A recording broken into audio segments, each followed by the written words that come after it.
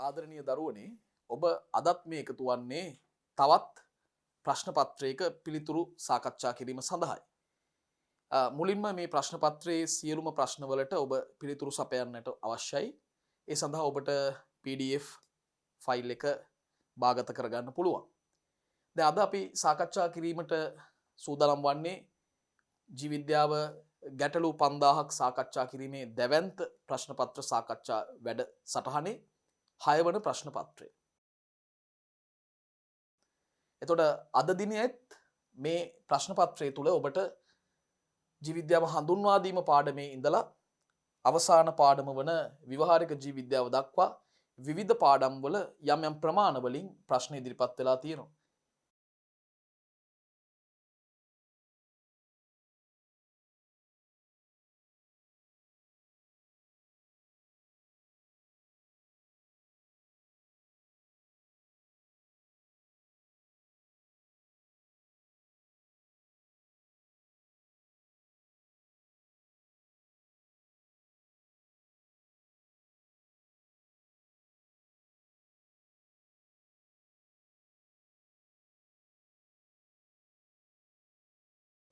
කෙටි පිළිතුරු වගේම සවිස්තරාත්මක පිළිතුරු ලියන ප්‍රශ්නත් ඇතුළත් කරලා තියෙනවා. ඒ නිසා ඔබට ලැබෙන ඉඩකඩ තුල කොහොමද ඔබ ප්‍රශ්නයට පිළිතුරු සපයන්න ඕනේ කියන එක ගැන පැහැදිලි කිරීමක් මේ ප්‍රශ්න පත්‍ර සාකච්ඡාව තුලදී පිළිතුරු සාකච්ඡාවේදී මම ඉදිරිපත් කිරීමට බලාපොරොත්තු වෙනවා. එහෙමනම් දරුවනේ මේ ප්‍රශ්න පත්‍රයට සම්පූර්ණ පිළිතුරු සපයලා මගේ ප්‍රශ්න පත්‍රයේ පිළිතුරු සාකච්ඡාවට එකතු වෙන්න. මේ පිළිතුරු සාකච්ඡාවේදී ප්‍රශ්නයට අදාළ පිළිතුර පමණක් කියලා ඊළඟ ප්‍රශ්නයට යනවා වෙනුවට ඊට සම්බන්ධ සියලුම සෛද්ධාන්තික කරුණු මම ඉදිරිපත් කරනවා. අවශ්‍ය නම් ඒ සියලුම කරුණු ඔබට සටහන් කරගන්නත් පුළුවන්. ඒ වගේම මීට අදාළ සිද්ධාන්තමය කරුණු කියවලා මතක තබාගෙන නැවත වරක් මේ ප්‍රශ්න පත්‍රයට පිළිතුරු ලියන්නට උත්සාහ කරන්න. එවිට ඔබේ දැනුම ලකුණු බවට පත් කරගන්න ඉතාමත්ම පහසු වේවි. එමනම් දරුවනේ අපි අපේ ප්‍රශ්න පත්‍රය සාකච්ඡා කිරීම ආරම්භ කරමු. පළවෙනියටම මම තෝරගත්තේ ජීවිද්‍යාව හඳුන්වා දීම කියන අපගේ පළමු ඒකකයේ පාඩමෙන් ප්‍රශ්නයක්. ඒ තමයි උද්දීප්‍යතාවය යනු කුමක්ද? දරුවනේ දැන් මේ ප්‍රශ්නෙට පිළිතුර සකසන්න කලින් මෙන්න මේ මූලික කරුණු පිළිබඳව ඔබ අවබෝධයක් තියෙන්න ඕනේ. උත්තේජයක් කියන්නේ මොකක්ද? ප්‍රතිචාරයක් කියන්නේ මොකක්ද කියන පද දෙක ගැන මුලින්ම දැනගන්න ඕනේ. දරුවනේ උත්තේජයක් කියන්නේ බාහිර හෝ අභ්‍යන්තර පරිසරයෙන් පැමිණෙන යම්කිසි තොරතුරක්. මේ තොරතුරට පුළුවන් ජීවියෙක්ගේ ක්‍රියාකාරීත්වයේ එහෙම නැත්නම් ඒ ජීවියාගේ චර්යාවේ වෙනසක් ඇති කරවන්න. යනුව අපිට කියන්න පුළුවන් ජීවියෙක්ගේ ක්‍රියාකාරීත්වයේ හෝ චර්යාවේ වෙනසක් ඇති කරවන්න සමත් වෙන බාහිර හෝ අභ්‍යන්තර පරිසරයෙන් පැමිණෙන ඒ ඕනම තොරතුරක් උත්තේජයක් කියලා. දැන් උත්තේජයක් සඳහා ජීවින් දක්වන්නා වූ ප්‍රතික්‍රියාවට තමයි ප්‍රතිචාරය කියලා කියන්නේ. ජීවින් දක්වන්නා වූ ප්‍රතික්‍රියාව තමයි ප්‍රතිචාරය. එතකොට උද්දීප්‍යතාවය කියලා මේ අපේ අහන ප්‍රශ්නයට පිළිතුර මොකක්ද? උද්දීප්‍යතාවය කියලා අදහස් කරන්නේ බාහිර හා අභ්‍යන්තර පරිසරයෙන් පැමිණෙන උත්තේජවලට ප්‍රතිචාර දැක්වීමට ජීවියෙකු සතු හැකියාව. දැන් යම්කිසි ජීවියෙකුට ඒ හැකියාව අඩු නම් ඒ ජීවියාගේ උද්දීප්‍යතාවය අඩුයි. තවත් ජීවියෙක් ඉන්නවා එයාට හරිම ඉක්මනට ප්‍රතිචාර දක්වන්න පුළුවන්. එහෙමනම් එයාගේ උද්දීප්‍යතාවය වැඩි. දැන් උද්දීප්‍යතාවය සහ සමායෝජනය කියන මාතෘකාව යටතේ තමයි අපි විෂය නිර්දේශයේදී මේ කරුණු සාකච්ඡා කරන්නේ. සමායෝජනය කියන එක සරලව කියන්න පුළුවන් උත්තේජ සහ ප්‍රතිචාර අතර මනා සම්බන්ධීකරණයක් පවත්වා ගැනීම. හොඳින් මතක තියාගන්න දරුවනේ ජීවින් චලන සිදු කරන්න මේ පද්ධතිවල තියෙන සමායෝජනයන් දායක වෙනවා. දැන් උදාහරණයක් වශයෙන් කියනවා නම් ජීවියෙක්ට චලනයක් සිදු කරන්න ප්‍රධාන වශයෙන්ම පද්ධති 4ක සමායෝජනයන් අවශ්‍යයි. පේශි පද්ධතිය, අස්ථි පද්ධතිය, ස්නායු පද්ධතිය සහ අන්තරාසර්ග පද්ධතිය. ඒ ගැන සාකච්ඡා වෙන්නේ මේ උද්දීප්‍යතාවය සහ සමායෝජනය කියන මාතෘකාව යටතේ. හොඳයි. එවනම් දැන් අපි පළවෙනි ප්‍රශ්නෙට අදාළ පිළිතුර සාකච්ඡා කළා. උද්දීප්‍යතාවය කියන්නේ බාහිර හෝ අභ්‍යන්තර පරිසරයෙන් ලැබෙන උත්තේජ අනුව ඊට ප්‍රතිචාර දක්වන්න ජීවියෙකුට තියෙන හැකියාව. හරි අපි ලියමු. බාහිර හා අභ්‍යන්තර බාහිර හා අභ්‍යන්තර පරිසරයෙන් ලැබෙන උත්තේජවලට බාහිර හා අභ්‍යන්තර පරිසරයෙන් ලැබෙන උත්තේජවලට ප්‍රතිචාර දැක්වීමට ඇති හැකියාව බාහිර හා අභ්‍යන්තර පරිසරයෙන් පැමිණෙන නැත්තම් ලැබෙන උත්තේජවලට ප්‍රතිචාර දක්වන්න ජීවියෙක්ට තියෙන හැකියාව මොකද්ද? අන්න ඒක තමයි දරුවනේ උද්දීප්‍යතාවය කියලා අදහස් කරන්නේ. ඉතින් හරිම සරලයි. ඔන්න පළවෙනි ප්‍රශ්නෙම සවිස්තරාත්මකව අපි සාකච්ඡා කළා උද්දීප්‍යතාවය කියන්නේ මොකක්ද කියලා. හරි. ඒ වගේම උද්දීප්‍යතාවය සහ සමායෝජනයේ ජීවියෙක්ට වැදගත් වෙන්නේ කොහොමද? විශේෂයෙන්ම ජීවින්ගේ චලන දැක්වීම සඳහා. චලන දැක්වීම සඳහා පද්ධති 4ක්වත් අවම වශයෙන් සමායෝජනයට ලක් වෙන්න ඕනේ. ඒ පද්ධති තමයි ස්නායු, අන්තරාසර්ග, අස්ථි සහ පේශි කියන පද්ධති. අපිට එහෙමනම් දෙවෙනි ප්‍රශ්නයට යන්න පුළුවන්. අපි දෙවෙනි ප්‍රශ්නයට යමු. මානව දේහයේ අත්‍යවශ්‍ය මූලද්‍රව්‍ය ගණන කොපමණද? දැන් මානව දේහයේ අත්‍යවශ්‍ය මූලද්‍රව්‍ය තියෙනවා 25ක්. ඉතින් මේකේ පිළිතුර 25. නමුත් මම පොඩ්ඩක් මේ විෂය කරුණු නැවතත් ඔබට මතක් කිරීමට කැමතියි. මේ අත්‍යවශ්‍ය මූලද්‍රව්‍ය ගණන 25යි. දරුවනේ මේ අත්‍යවශ්‍ය මූලද්‍රව්‍ය 25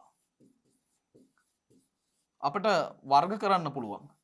අත්‍යවශ්‍ය මූලද්‍රව්‍ය 25 අපිට වර්ග කරන්න පුළුවන්. කොහොමද වර්ග කරන්නේ? අධිමාත්‍ර සහ අංශු මාත්‍ර ලෙස. අධිමාත්‍ර සහ අංශු මාත්‍ර. දැන් අපේ මේ ප්‍රශ්නාවලියත් සමග අලුතෙන් එකතු වෙන දරුවෙක් ඉන්නවා නම් ඒ දරුවොත් මේ විෂය කරුණු නැවත බලන්න. ඔබේ සටහන් ටික, ඔබේ සම්පත් පොත් නැවත බලන්න.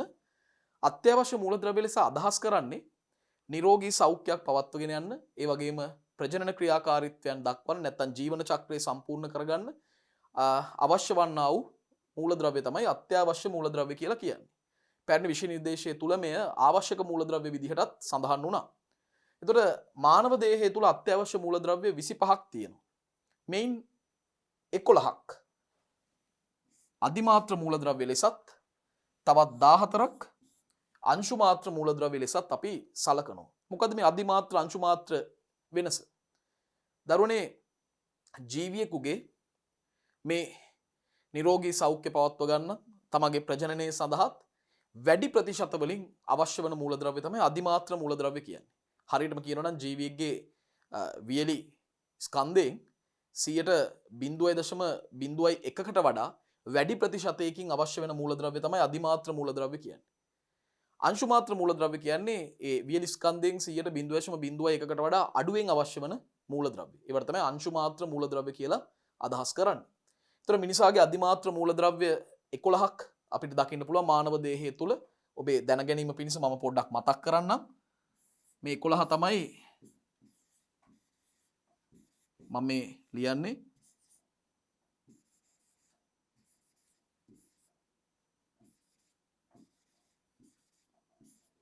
මෙන්න අධිමාත්‍ර මූලද්‍රව්‍ය 11. Carbon, hydrogen, oxygen, phosphorus, potassium, nitrogen, sulphur, magnesium, calcium, sodium සහ ක්ලෝරින්. මේ තමයි අධිමාත්‍ර මූලද්‍රව්‍ය 11. දැන් අංශු මාත්‍ර මූලද්‍රව්‍ය 14ක් තියෙනවා. අංශු මාත්‍ර මූලද්‍රව්‍ය 14ක් තියෙනවා. මම මේ මූලද්‍රව්‍යත් ලියලා පෙන්නන්නම්.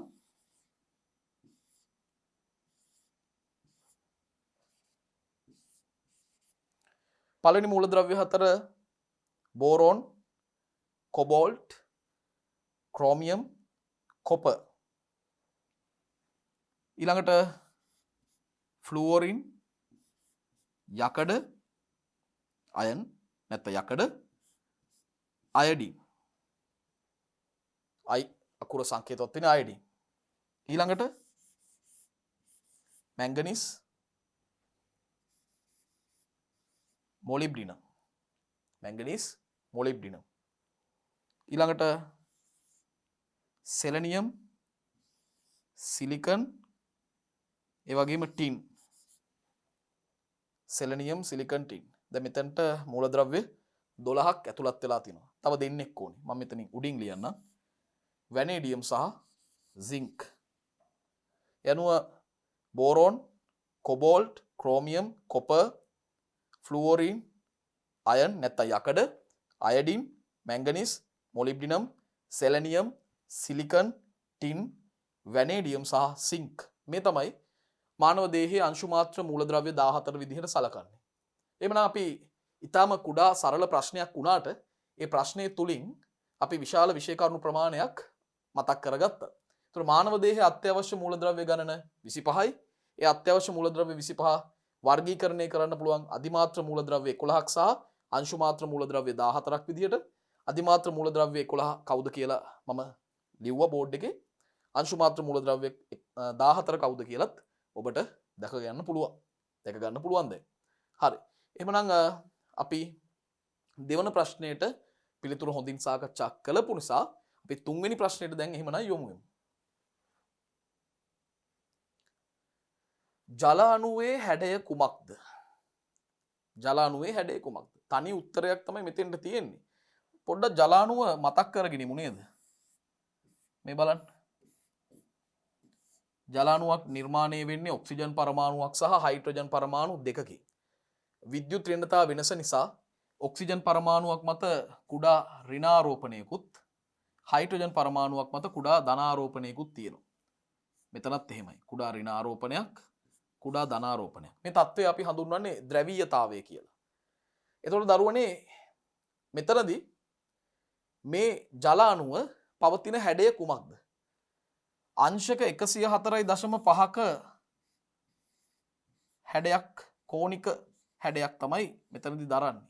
මෙතන තියෙන කෝණය අංශක 104.5යි. දැන් මම පිළිතුර කිව්වා. ඒ තමයි ජල අණුවේ හැඩය කෝණික හැඩයක් ගන්නවා. කෝණික හැඩයක් ගන්නවා. කෝණික හැඩයක්. අපිට ජල අණුව විස්තර කරන්න පුළුවන් සරල පද කීපයකින්. ජල අණුව කියන්නේ කුඩා ඒ වගේම ද්‍රවීය සහ කෝණික අණුවක්. කෝණික අණුවක්. ජල අණුව කියන්නේ කුඩා ද්‍රවීය කෝණික අණුවක් විදිහටයි දරුවනේ අපි සලකන්නේ. ඒ අනුව ජල අණුවේ හැඩය ගැන අපි සාකච්ඡා කරපු නිසා ඊළඟ ප්‍රශ්නයට අපිට යොමු වෙන්න පුළුවන්. හතරවෙනි ප්‍රශ්නය. දරුවනේ හතරවෙනි ප්‍රශ්නේ නැවත ජලයට සම්බන්ධවම තමයි මම ඇතුළත් කළේ. සංශක්තිය නිසා ජල අණු වලට ලැබී ඇති හැකියාවන් මොනවද? දරුවනේ ඉස්සෙල්ලම සංශක්තිය කියන්නේ මොකක්ද කියලා තේරුම් ගන්න එපේ. ඉස්සෙල්ලම සංශක්තිය කියන්නේ මොකක්ද කියලා තේරුම් ගන්න ඕනේ. සංශක්තිය කියලා අදහස් කරන්නේ සමාන අණු අතර ඇතිවන ආකර්ෂණ බල. එහෙම නැත්නම් ජල අණු අතර ඇතිවන ආකර්ෂණ බලවලට සංශක්ති බල කියලා කියන්න පුළුවන්. තවත් විස්තර කරනවා නම් හයිඩ්‍රජන් බන්ධන පවතින නිසා ජල අණු අතර ඇතිවන ආකර්ෂණ බලය තමයි ආකර්ෂණය තමයි සංශක්තිය කියන්නේ. ඒක හරිම සරලයි. හරි. හයිඩ්‍රජන් බන්ධන පැවතීම නිසා ජල අණු අතර ඇතිවන්නා වූ ඒ ආකර්ෂණය තමයි සංශක්තිය කියන්නේ. ඒක තමයි හොඳම සංශක්තියට දෙන්න පුළුවන් අර්ථකථනය. දැන් මේ ජල අණු වල සංශක්ති බල තියෙන නිසා ජල අණු වලට ලැබිලා තියෙනවා විශේෂ ගතිගුණ දෙකක්. එකක් තමයි පරිවහන මාධ්‍යයක් ලෙස ක්‍රියා කිරීමට හැකිවීම. එකක් තමයි පරිවහන මාධ්‍යයක් ලෙස.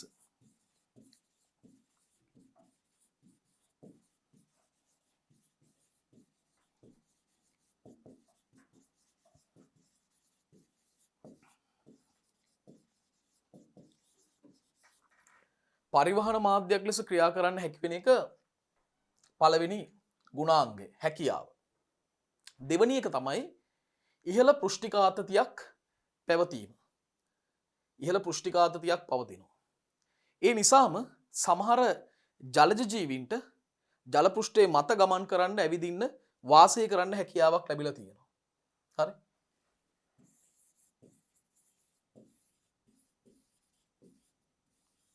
ඉහළ පෘෂ්ඨික ආතතියක් ඇතිවීම. මේ කරුණු දෙක, මේ හැකියාවන් දෙක ගැන පොඩ පැහැදිලි කරගන්න ඕනේ.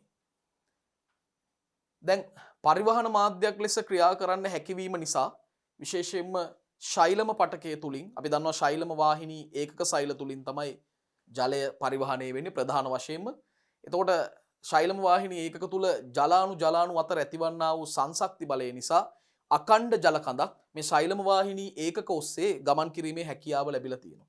ඉතින් ජලාණු අතර මේ බැඳීම තිබ්බේ නැත්තම් මේ සංශක්තිය තිබ්බේ නැත්තම් ජලාණු වලට හැකියාවක් ලැබෙන්නේ නැහැ අකණ්ඩ ජල කඳක් ශෛලම වාහිනී ඒකක තුලින් ගමන් කරන්න. නැත්නම් ශෛලම වාහිනිය තුලින් ගමන් කරන්න හැකියාව ලැබෙන්නේ. මොකද්ද මේ පෘෂ්ඨිකාතතිය කියන්නේ? දරුවනේ මේ බලන්න.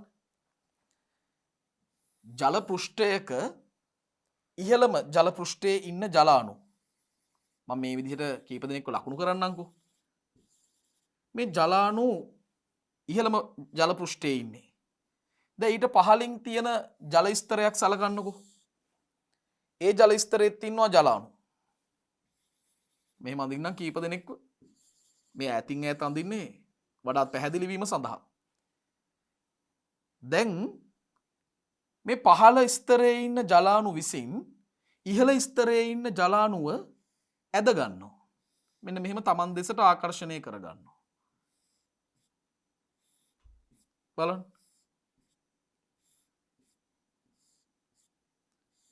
දැන් මේ ඉහළ ඉන්න ජලාණු පහළ ඉන්න ජලාණු විසින් තමා වෙත ඇද ගැනීමක් කරනවා. මෙහෙම ඇද ගන්න පුළුවන් වෙන්නේ මේ ජලාණු අතර ඇතිවන්නා වූ මොන ආකර්ෂණ නිසාද? සංශක්තිය නිසා. සංශක්තිය නිසා. එතකොට පහළ ජල ස්තරයේ ඉන්න ජලාණු විසින් ඉහළ ජල ස්තරයේ ඉන්න ජලාණු පහළට මෙහෙම තදින් අදින නිසා මේ ඉහළ ජල පෘෂ්ඨය ජල පටලයක් බවට පත් වෙන. කියන්නේ තරමක ශක්තිමත් බවක් මේට ලැබෙනවා. ඒ නිසාම ඊටාම කුඩා කෘමි සතුන් විශේෂයෙන්ම දියලිස්සන්න වගේ ඊටාම කුඩා ස්කන්ධයෙන් අඩු කෘමි සතුන්ට මේ ජල පෘෂ්ඨය මත ඇවිදින්න ගමන් කරන්න වාසය කරන්න පුළුවන්. ඔවුන් ජල පෘෂ්ඨයේ තමන්ගේ වාසස්ථානයක් බවට පත් කරගෙන තියෙනවා. දැන් අපිට මේ ජල පෘෂ්ඨය මත ඇවිදින්න බැරි වුණාට අපේ බර වැඩි නිසා. නමුත් අර දියලිස්සන්න වගේ ඊටා කුඩා කෘමි සතෙක්ට ජල පෘෂ්ඨය මත ගිලෙන්නේ නැතුව ඇවිදින්න ගමන් කරන්න හැකියාවක් තියෙනවා. ඒ නිසා ඉහළ පෘෂ්ඨිකාතතියක් ඇතිවීමටත් මේ සංශක්තිය බලපාන. ඒ නිසා සංශක්තිය නිසා ජලයට ලැබෙන තවත් හැකියාවක් තමයි ඉහළ පෘෂ්ඨිකාතතියක් අර ඉහළම ජල පෘෂ්ඨයේ මතු පිට ගොඩ නැගෙනවා. මම හිතනවා මම මේ කරුණු ටිකක් ගැඹුරින් අද සාකච්ඡා කළා. අපිට ඉදිරියේදී මෙවැනි මීට සමාන ප්‍රශ්න පත්‍රවලදී මුණ ගැහෙනවා. ඒවත් අපි මේ විදිහටම ගැඹුරින්ම සාකච්ඡා කරමු. එහෙනම් දරුවනේ මාත් එක්ක පාඩම් කරගමු. සංශක්තිය නිසා ජලාණු වලට ලැබිලා තියෙන හැකියාවන් මොනවද? එකක් පරිවහන මාධ්‍යයක් ලෙස ක්‍රියා කරන්න හැකි වෙලා තියෙනවා.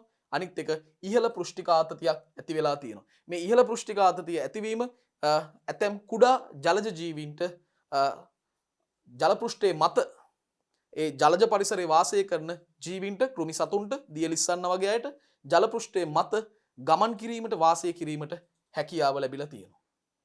එහෙමනම් අපි පස්වෙනි ප්‍රශ්නයට දරුවනේ යොමු වෙමු. හරිම සරල ප්‍රශ්නයක්. දැන් මෙවැනි ප්‍රශ්න වලට පිළිතුරු ලියන්න බැරි දරුවෙක් හොයාගන්නට නොහැකි තරම්. ඕනම දරුවෙක්ට බය නැතුව ලියන්න පුළුවන් ප්‍රශ්නයක්. කාබන් පරමාණු ගණන අණුව මොනොසැකරයිඩ් වර්ග නම් කරන්න ඒ සඳහා නිදසුන් සංයෝගයේ බැගින් ලියන්න. හරි. කාබන් පරමාණු සංඛ්‍යාව අනුව තියෙන සරලතම මොනොසැකරයිඩ් තමයි කාබන් පරමාණු 3ක් අඩංගු මොනොසැකරයිඩ්. අපි එයාලව හඳුන්වන්නේ ට්‍රයෝස කියලා. ට්‍රයෝස. හරි. එතකොට බලන්න දරුවනේ කාබන් 3යි නම් එවැනි අයව හඳුන්වන්නේ ට්‍රයෝස කියලා. ට්‍රයෝස. දැන් ට්‍රයෝස වලට අපගේ විෂය නිර්දේශය තුල එක ප්‍රධාන උදාහරණයක් තියෙනවා. ඒ තමයි ග්ලිසරැල්ඩිහයිඩ්. ග්ලිසරැල්ඩිහයිඩ්. ට්‍රයෝස වල පොදු අණුක සූත්‍රයත් මම ලියන්නම්. ප්‍රශ්නෙන් අහලා නැහැ. ඔබේ දැන ගැනීම පිණිස මම ට්‍රයෝස වල පොදු අණුක සූත්‍රයත් ලියන්න කැමතියි. C3යි H6යි O3යි. C3යි H6යි O3යි. එතකොට ට්‍රයෝස වලට හොඳම නිදසුන තමයි ග්ලිසරැල්ඩිහයිඩ්.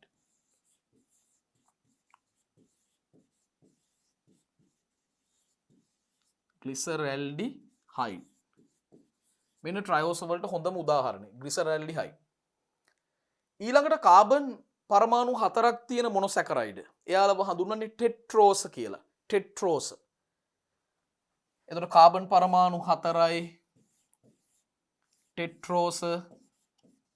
පොදු අණුක සූත්‍රය C4යි H8යි O4යි. දරුණේ ටෙට්‍රෝස වලට ඉතාම දුර්ලභ ගණේ විරල ගණේ මොනොසැකරයිඩයක් අපිට නම් කරන්න පුළුවන්. විශේෂයෙන්ම බැක්ටීරියා සෛලවල තමයි තියෙන්නේ. සමහර බැක්ටීරියාවන්ගේ පමණයි. ඒ තමයි එරිත්‍රෝස්. එරිත්‍රෝස්.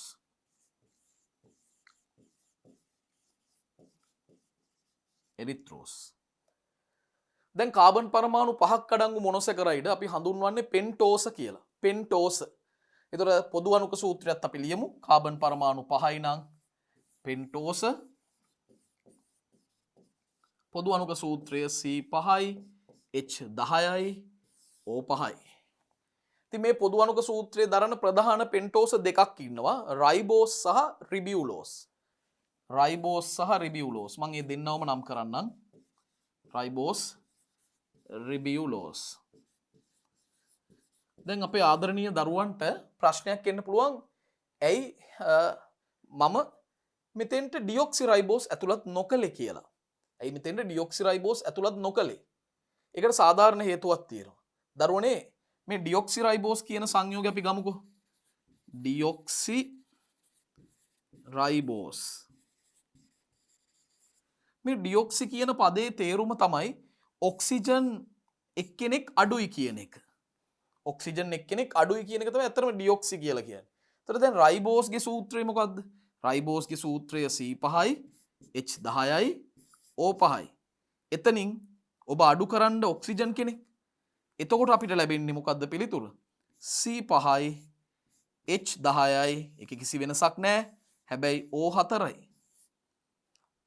ඉතින් මේ සූත්‍රය තමයි ඩියොක්සි රයිබෝස් දරන්නේ. නමුත් අපේ පොදු අණුක සූත්‍රයට වඩා මේ අණුක සූත්‍රයේ වෙනසක් තියෙනවා. එක් ඔක්සිජන් කෙනෙක් අඩුයි. ඒ නිසායි මම මෙතෙන්ට ඇතුළත් නොකළේ. නමුත් කාබන් 5 කියන බව සලකලා, පෙන්ටෝස බව සලකලා කෙනෙක්ට ඩියොක්සි රයිබෝස් මෙතෙන්ට ලිව්වට වැරද්දක් නැහැ. ඊළඟ කාබන් පරමාණු 6 අවස්ථාවට යන්න. මේව හඳුන්වන්නේ හෙක්සෝස කියලා. ජනප්‍රියම මොනොසැකරයිඩ් තමයි හෙක්සෝස කියන්නේ. C6H12O6. මම ඒකයි ජනප්‍රියම කියලා කිව්වේ. C6H12O6 කියන එක ගොඩක් දරුවන්ගේ මුව රැව් පිළිරැව් දෙන අණුක සූත්‍රයක්. ඇයි අපිට අමතකම කරන්න බැරි සමාජිකයෝ ඉන්න මෙතන? කවුද? ග්ලූකෝස්, තව ගැලැක්ටෝස්, පහලින් ලියන්නම් ෆ්රුක්ටෝස්. ඉතින් මේ සමාජිකයෝ තුන්දෙනාම හෙක්සෝස වර්ගයේ මොනොසැකරයිඩ්. හෙක්සෝස වර්ගයේ මොනොසැකරයිඩ්.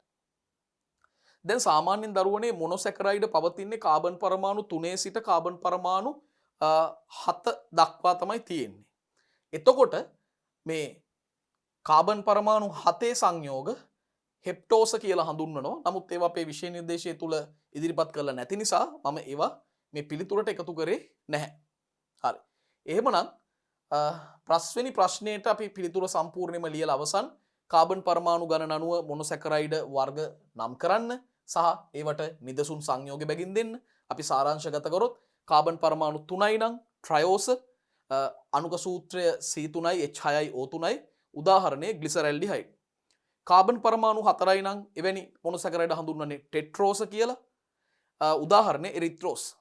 කාබන් පරමාණු 5යි නම් පෙන්ටෝස කියලා හඳුන්වන්නේ. උදාහරණ විදිහට අපිට ගන්න පුළුවන් රයිබෝස්, ඒ වගේම රිබියුලෝස්. එතන අණුක සූත්‍රය C5යි H10යි O5යි. ඒ වගේම කාබන් පරමාණු 6යි නම් හෙක්සෝස, අණුක සූත්‍රය C6යි H12යි O6යි. උදාහරණ සංයෝග තමයි ග්ලූකෝස්, ගැලැක්ටෝස් සහ ෆ්‍රුක්ටෝස්. එමුනම් පස්වෙනි ප්‍රශ්නේ සාකච්ඡා කරපු නිසා අපිට යොමු වෙන්න පුළුවන් 6 වෙනි ප්‍රශ්නයට. බලන්න ආදරණීය දරුවනේ 6 වෙනි ප්‍රශ්නේ. කෙටි උත්තරයක් ලියන්න තිබ්බට අපිට කතා කරන්න තියෙන විෂය කරුණු ප්‍රමාණය වැඩි. සංතෘප්ත මේද සඳහා නිදසුන් ද්‍රව්‍යයක් ලියන්න. ඉස්සෙල්ලම සංතෘප්ත මේද ගැන පොඩ්ඩක් අපි මතක් කරගෙන ඉමු. සංතෘප්ත මේද ගැන මතක් කරගෙන ඉමු. දරුවනේ සංතෘප්ත මේද. සංතෘප්ත මේද. දැන් සංතෘප්ත මේද හැදෙන්නේ මොනවා වලින්ද? සංතෘප්ත මේද අම්ල වලින්.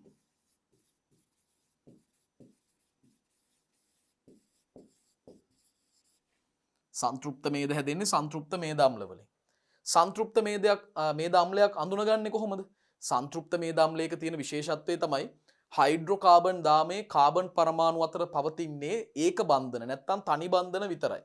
හයිඩ්‍රෝකාබන් දාමයේ සෑම කාබන් පරමාණුවක් අතරම තියෙන තනි බන්ධන විතරයි. නැත්තම් ඒක බන්ධන විතරයි තියෙන්නේ. ඒක තමයි සංතෘප්ත මේද අම්ලවල විශේෂත්වය. එතකොට මේ සංතෘප්ත මේද අම්ල වලින් හැදෙන මේදයට තමයි සංතෘප්ත මේදය කියන්නේ. සංතෘප්ත මේදය කාමර උෂ්ණත්වයේදී පවතින්නේ ඝන වශයෙන්. ඒ වගේම සංතෘප්ත මේදය බහුලව අපිට මුණ ගැහෙන්නේ සත්ව දේහවල. ඒතර සත්තුන්ගෙන් අපිට නිස්සාරණය කරගන්න පුළුවන් සංතෘප්ත මේදය. එහෙම නිස්සාරණය කරලා හදපු ද්‍රව්‍යයක් තමයි දරුවනේ බටර් කියලා කියන්නේ. බටර්. එහෙමනම් අපේ පිළිතුර සංතෘප්ත මේද සඳහා නිදසුන් ද්‍රව්‍යයක් ලියන්න බටර්. බටර් තමයි හොඳම නිදසුන් ද්‍රව්‍ය සංතෘප්ත මේද සඳහා. හරි? එහෙනම් ඔබට පැහැදිලි සංතෘප්ත මේදවල විශේෂත්වය. සංතෘප්ත මේද නිර්මාණය වෙන්නේ සංතෘප්ත මේද අම්ල වලින්. මේද අම්ලයක් සංතෘප්ත මේද අම්ලයක් බවට පත් වෙන්නේ එහි හයිඩ්‍රෝකාබන් දාමේ සෑම කාබන් පරමාණු දෙකක් අතරම පවතින තනි බන්ධන පමණයි. කාම්බර උෂ්ණත්වයේදී ඝන විදිහට පැවතීම සංතෘප්ත මේදවල විශේෂ ලක්ෂණයක්. ඒ වගේම සංතෘප්ත මේද බහුලවම අපි නිස්සාරණය කරගන්නේ වෙන් කරගන්නේ සත්ව දේහ වලින්. හොඳම උදාහරණය බටර්. එහෙමනම් සංතෘප්ත මේද සඳහා නිදසුන් ද්‍රව්‍ය වන්නේ බටර්. 7 වෙනි ප්‍රශ්නෙට යමු. ප්‍රෝටීනයක ප්‍රාථමික ව්‍යුහය යනු කුමක්ද? ප්‍රෝටීනයක ප්‍රාථමික ව්‍යුහය කියන්නේ මොකක්ද කියලායි අපින් 7 වෙනි ප්‍රශ්නේදී විමසන්නේ. දරුවනේ ප්‍රෝටීනයකට ප්‍රධාන ව්‍යුහයන් 4ක් තියෙන බව ඔබ දන්නවා. ප්‍රාථමික ව්‍යුහය, ද්විතීක ව්‍යුහය, තෘතීක ව්‍යුහය සහ චාතුර්ථ ව්‍යුහය.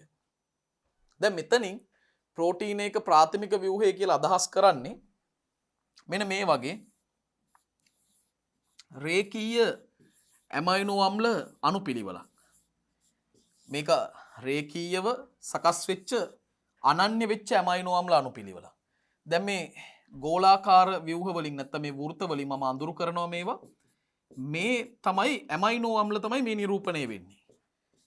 එකම ඇමයිනෝ අම්ලයක් හෝ ඇමයිනෝ අම්ල වර්ග කීපයක් මෙතන පවතින්න පුළුවන්. මේ තමයි ඇමයිනෝ අම්ල. මේ තමයි ඇමයිනෝ අම්ල. එතකොට දරුවනේ මේ ඇමයිනෝ අම්ල සම්බන්ධ කරගනිමින් ඉන්න මේ බන්ධන, ඒ බන්ධන මොනවද? ඒ බන්ධනත් අපි නම් කරගමු. ඒ බන්ධන වලට තමයි අපි කියන්නේ පෙප්ටයිඩ් බන්ධන කියලා. මේ තියෙන්නේ. කීපයක්ම මම දැම්ම ඔන්න පෙප්ටයිඩ් බන්ධන. පෙප්ටයිඩ් බන්ධන. එතකොට දැන් කොහොමද අපි මේක අර්ථ දැක්වීමක් විදිහට ලියන්නේ? මට මෙහෙම ලියන්න පුළුවන්. අපි බලමු ලියලා. පෙප්ටයිඩ් බන්ධන සම්බන්ධ වීමෙන්. හරිනේ. දැන් අපිට පේනවනේ පෙප්ටයිඩ් බන්ධන සම්බන්ධ වෙලානේ මේ සිදුවීම වෙලා තියෙන්නේ. මේ දිගු දාමේ නිර්මාණය වෙලා තියෙන්නේ. ඒතර පෙප්ටයිඩ් බන්ධන සම්බන්ධ වීමෙන් රේඛීයව සකස් වෙච්ච රේඛීයව සකස් වෙලා තියෙන්නේ. සම්බන්ධ වීමෙන් රේඛීයව සකස් වූ ඇමයිනෝ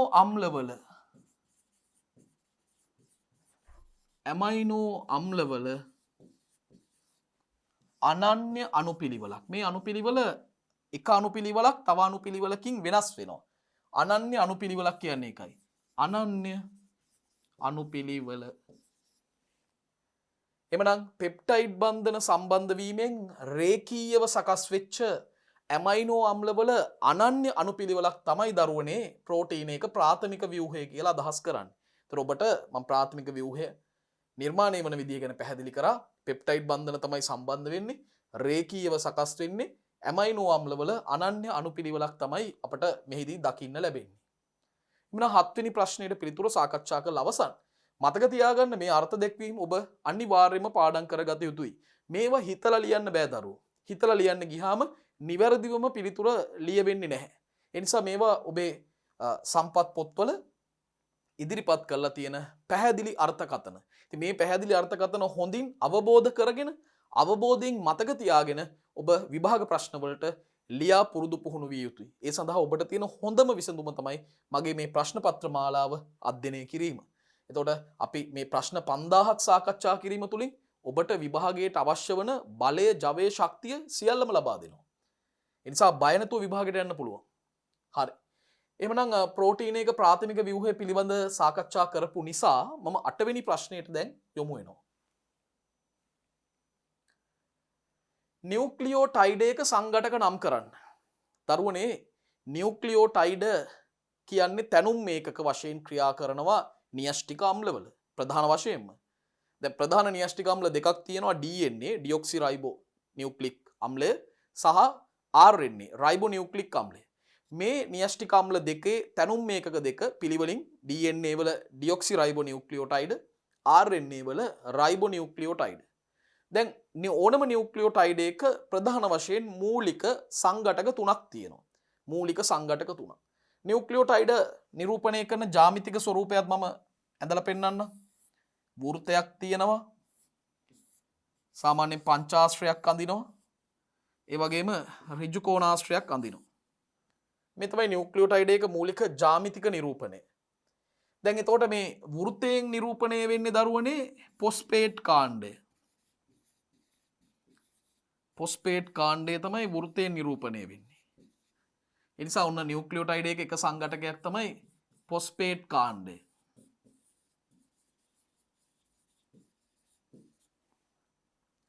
මේ පංචාශ්‍රය නිරූපණය වෙන්නේ පෙන්ටෝස සීනි. පංචාශ්‍රය නිරූපණය වෙන්නේ පෙන්ටෝස සීනි. ද පෙන්ටෝස සීනි දෙවර්ගයක් තියෙනවා. එකක් රයිබෝස්. අපි දන්නවා අණුක සූත්‍රයේ C5යි H10යි O5යි. අනිත් කෙනා ඩියොක්සිරයිබෝස්. ඩියොක්සිරයිබෝස්. එයාගේ අණුක සූත්‍රය C5යි H10යි O4යි. එතකොට මේ ඍජු කෝණාශ්‍රය නිරූපණය වෙන්නේ දරුවනේ නයිට්‍රජනීය භස්ම කාණ්ඩය. නයිට්‍රජනීය භස්ම කාණ්ඩය තමයි නිරූපණය වෙන්නේ. මෙතන අපි පෙන්ටෝස සීනි කාණ්ඩයත් ලියමු. දැන් දරුවනේ නයිට්‍රජනීය භස්ම කාණ්ඩය ගත්තම මේ නයිට්‍රජනීය භස්ම ප්‍රධාන වර්ග දෙකක් තියෙනවා. මොනවද? එකක් තමයි පියුරීන භස්ම. මතකද අපි මේ දේවල් සාකච්ඡා කළා. අනිත් එක පිරිමිඩීන භස්ම. පියුරීන භස්ම වල විශේෂත්වය තමයි ද්විත්ව චක්‍රීය ව්‍යුහයක් තියෙන්නේ සාපේක්ෂව විශාලත්වයෙන් වැඩි. පිරිමිඩීන තනි චක්‍රීය ව්‍යුහයක් තියෙන්නේ සාපේක්ෂව කුඩයි. පියුරීන භස්ම වලට උදාහරණ විදිහට ඇඩිනින් ගුවැනින් දෙදෙනාව අපිට සලකන්න පුළුවන්. පිරිමිඩීන භස්ම වලට උදාහරණ විදිහට අපිට සලකන්න වෙන්නේ සයිටොසින්, තයිමින් සහ යුරැසිල් කියන භස්ම. එමනම් තුන්වෙනි සංඝටකය තමයි නයිට්‍රජනීය භස්ම. නයිට්‍රජනීය භස්ම කාණ්ඩය තමයි තුන්වන සංඝටකයේ විදිහට අපිට නම් කරන්න වෙන්නේ. ඒ අනුව නියුක්ලියෝටයිඩ් එක ප්‍රධාන සංඝටක තුනක් තියෙනවා. ෆොස්ෆේට් කාණ්ඩය, පෙන්ටෝස සීනි කාණ්ඩය සහ නයිට්‍රජනීය භස්ම කාණ්ඩය විදිහට. ඒකට අදාළව ජ්‍යාමිතික රූප සටහන මම ඉදිරිපත් කරා මේ මූලික විෂය කරුණු සාකච්ඡා කළා. ඒ නිසා අපිට 9 වෙනි ප්‍රශ්නයට ඊළඟට යොමු වෙන්න පුළුවන්. න්‍යෂ්ටික අම්ල ගැනම සාකච්ඡා කරපු නිසා ඊට සමගාමීව තවත් එවැනිම ප්‍රශ්නයක් ඉදිරිපත් වෙනවා. RNA-හි අනුපූරක භස්ම යුගලනයේ සිදුවන අවස්ථා මොනවාද? දරුවනේ ඉස්සෙල්ලා පොඩ්ඩක් තේරුම් ගමු මොකද්ද මේ අනුපූරක භස්ම යුගලනය කියන්නේ? ඒක මතක තියාගන්න එපේ. අනුපූරක භස්ම යුගලනය. දරුවනේ අනුපූරක භස්ම විදියට අපි සලකන්නේ ඇඩිනින් භස්මයත් එක්ක DNA වල නම් තයිමින් භස්මය. DNA වලට අදාළව මේ බලන්න DNA වලට අදාළව ඇඩිනින් සමග අනුපූරක වෙන්නේ තයිමින් භස්මය. ඒ දෙන්න අතර ඇති වෙනවා H බන්ධන දෙකක්. මේ ඇති වෙන H බන්ධන. හයිඩ්‍රජන් බන්ධන. ඒ වගේම ගුවැනින් සහ සයිටොසින් අතරත් හයිඩ්‍රජන් බන්ධන තුනක් ඇති වෙනවා. එතකොට DNA අණුවට ඇඩිනින් තයිමින් කියන්නේ අනුපූරක භස්ම, ගුවැනින් සයිටොසින් කියන්නේ අනුපූරක භස්ම. දැන් RNA වලට ගත්තොත් RNA වලට අදාළව ඇඩිනින් ඉන්නවා. හැබැයි RNA වල අපි දන්නවා තයිමින් නැහැ කියලා. RNA වල ඒ වෙනුවට ඉන්නේ යුරැසිල්. එතකොට එහෙමනම් ඇඩිනින් තමන්ගේ හයිඩ්‍රජන් බන්ධන දෙකකින් සම්බන්ධ වෙන්නේ යුරැසිල් එක්ක. ගුවැනින් සුපුරුදු පරිදි හයිඩ්‍රජන් බන්ධන තුනකින් සයිටෝසින් එක්ක සම්බන්ධ වෙනවා. ඒක තමයි සාමාන්‍ය දේ. දැන් කියන ප්‍රශ්නය තමයි RNA කියන්නේ සාමාන්‍යයෙන් තනිදාම ව්‍යුහයක්. එතකොට මේ තනිදාම RNA අනුපූරක භෂ්ම යුගලනයක් පෙන්වන්නේ මොන වගේ අවස්ථාවලද?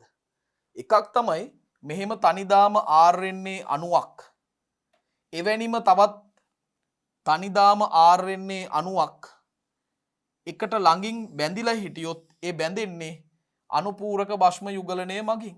අනුපූරක භෂ්ම යුගලනය මගින් තමයි මෙහෙම බැඳෙන්නේ මේ. එතකොට එක අවස්ථාවක් තමයි යුගලනයේ සිදුවන අවස්ථාවක් තමයි RNA අණු දෙකක් අතර මේ අනුපූරක භෂ්ම යුගලනය වෙන්න පුළුවන්. ඒ නිසා පළවෙනි එක RNA අණු දෙකක් අතර ඒක එකක්. එහෙම නැත්නම් මෙහෙම වෙන්න පුළුවන්. එකම RNA අණුව දෙකට නැවිලා මේ වගේ එකම RNA අණුව දෙකට නැවීමෙන් එතකොටත් භෂ්ම යුගලනයක් වෙන්න පුළුවන් නෙමේ. භෂ්ම යුගලනයක් වෙනවා මේ. දැක්කද? එකම RNA අණුව නැවීමෙන්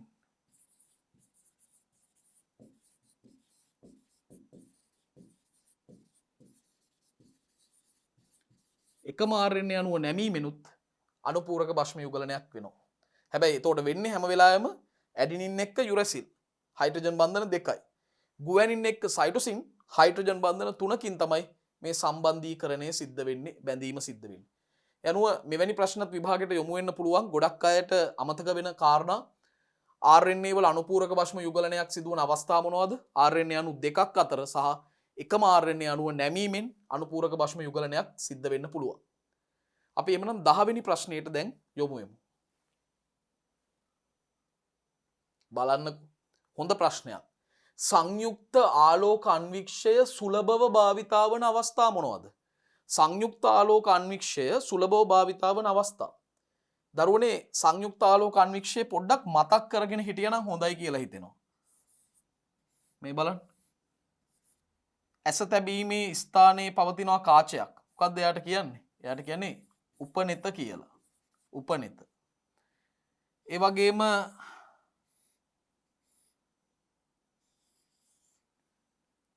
තවත් කාච සාමාන්‍යයෙන් තුනකින් සමන්විත පද්ධතියක් තියෙනවා.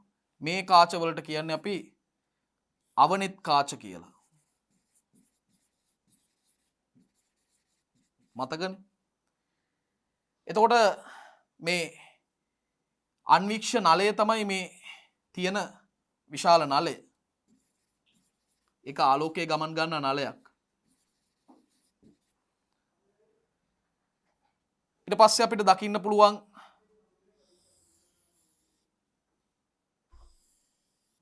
මේ අන්වික්ෂය එක තැනක ඉඳලා තව තැනකට ගෙනියන්න දායක වන බාහුව.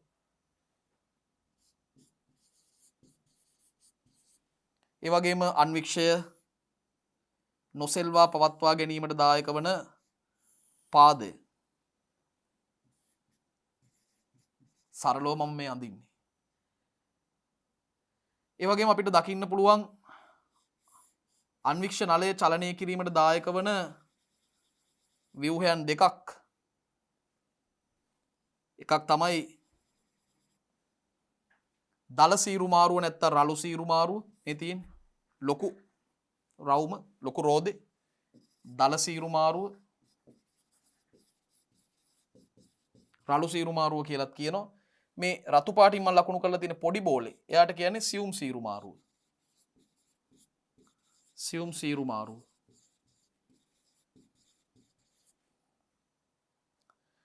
දැන් අපිට නිරීක්ෂණය කරන්න ඕන වස්තුව පවත්වන පෘෂ්ඨය තමයි පැතලි සමතල පෘෂ්ඨය තමයි වේදිකාව කියන්නේ. මේ තියෙන වේදිකාව.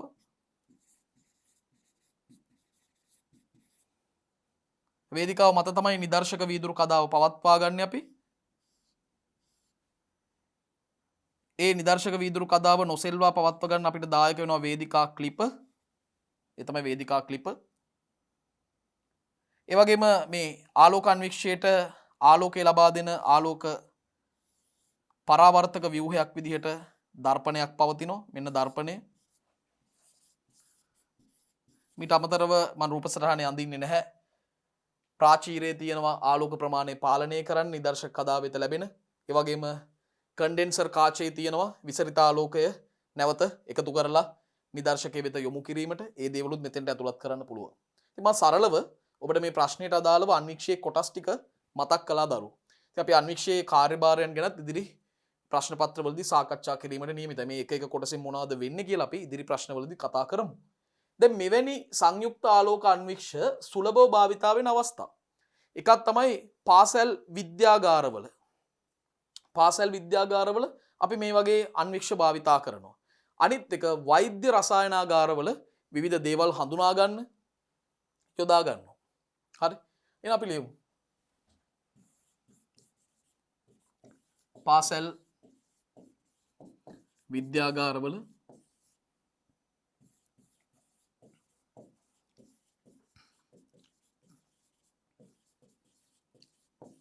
ඒ වගේම වෛද්‍ය රසායනාගාරවල සංයුක්ත ආලෝකාන්වික්ෂයේ සුලභව භාවිතා වෙනවා. එමුන අපිට දරුවනේ 11 වෙනි ප්‍රශ්නයට යොමු වෙන්න පුළුවන්. ප්ලාස්ම පටලයේ ව්‍යුහය පහදන ආකෘතිය කුමක්ද? ඒ තමයි දරුවනේ තරල විචිත්‍ර ආකෘතිය. ඉතින් පිළිතුර මේක. තරල විචිත්‍ර ආකෘතිය. පිළිතුර විතරක් කියලා මම ඊළඟ ප්‍රශ්නයට යොමු වෙන්නේ නැහැ. දරුවනේ තරල විචිත්‍ර ආකෘතිය ඉදිරිපත් කරේ කවුද? මෙන්න මේ දේවල් දැනගන්න ඕනේ. සිග හා නිකල්සන් කියන විද්‍යාඥයින් දෙපළ තමයි මේ ආකෘතිය ඉදිරිපත් කරේ. සිග සහ නිකල්සන්. වර්ෂ 1972 දී මේක ඉදිරිපත් කළේ. හරි? මේ තරල විචිත්‍ර ආකෘතියෙන් පැහැදිලි කරන්නේ ප්ලාස්ම පටලයේ ව්‍යුහය නිර්මාණය වෙලා තියෙන්නේ කොහොමද කියන එක. එතනදී කියවෙනවා ප්ලාස්ම පටලයේ නිර්මාණය කරන්න ප්‍රධාන සංඝටක වශයෙන් පොස්පොලිපිඩ සහ ප්‍රෝටීනත් ඒ වගේම සුළු වශයෙන් කාබෝහයිඩ්‍රේටත් දායක වෙනවා කියලා. පොස්පොලිපිඩ අණු ද්විත්ව ස්තරයක් විදිහට තමයි සකස් වෙන්නේ. ඒ ද්විත්ව ස්තරයේ විවිධාකාර වශයෙන් ගිලුණු ප්‍රෝටීන අණු දකින්න ලැබෙනවා. පොස්පොලිපිඩ අණු වල තියෙන චලන හැකියාව නිසා එක තැනකින් තව තැනකට විස්ථාපනය වීමේ හැකියාව නිසා මේ ආකෘතියට මේ තරල කියන පදය ලැබිලා තියෙනවා.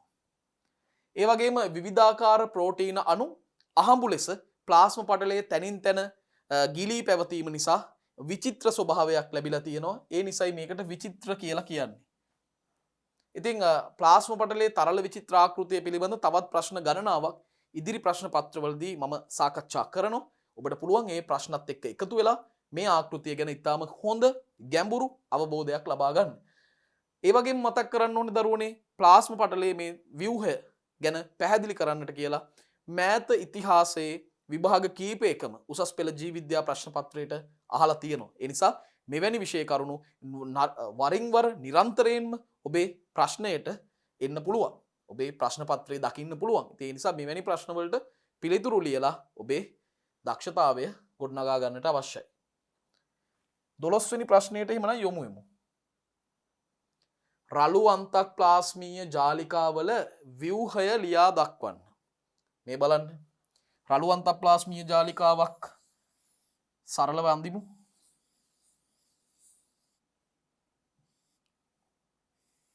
මෙන්න රළු අන්තක් ප්ලාස්මීය ජාලිකාවක්.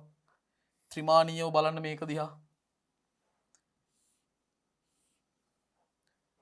හැබැයි හැඩේ ගැලපුණාට තාම රළු කියන නම යෙදෙන්න හේතු වෙච්ච දේ මම රූප සටහනට එකතු කරේ නැහැ.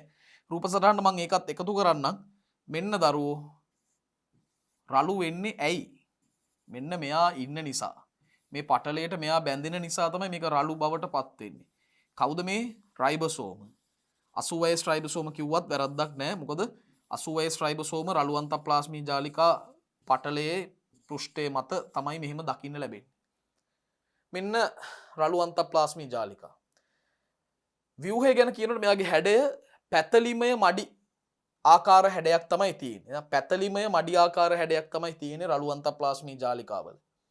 ඒ වගේම පිටත පෘෂ්ඨයට රයිබෝසෝම බැඳිලා තියෙනවා. 80S රයිබෝසෝම බැඳිලා තියෙනවා. ඔය කාරණා දෙක කියන්න ඕනේ. පැතලි මඩි ආකාර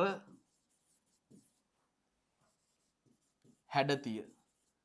පැතලි මඩි ආකාර හැඩතිය. මෙහි පටලේ පිටත පෘෂ්ඨයට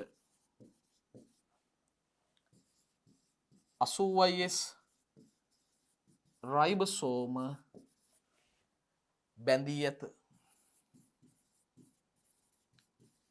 80S රයිබසෝම බැඳිලා තියෙනවා. ඒ විතරක් නෙමෙයි. මේ රයිබසෝම වගේ නිපදවන ප්‍රෝටීන තියෙනවනේ. මේ රයිබසෝම වලට ප්‍රෝටීන හදන්න පුළුවන්. ඒ ප්‍රෝටීන මේ රළු අන්තප්ලාස්මී ජාලිකා කුහරයට යොමු කරනවා. මේ රයිබසෝම වගේ නිපදවන ප්‍රෝටීන රළු අන්තප්ලාස්මී ජාලිකා කුහරයට යොමු කරනවා. මේ වගේ අවස්ථාවක් මම යන්නේ. එකත් මම එකතු කරන්නම්. රයිබසෝම නිපදවන ප්‍රෝටීන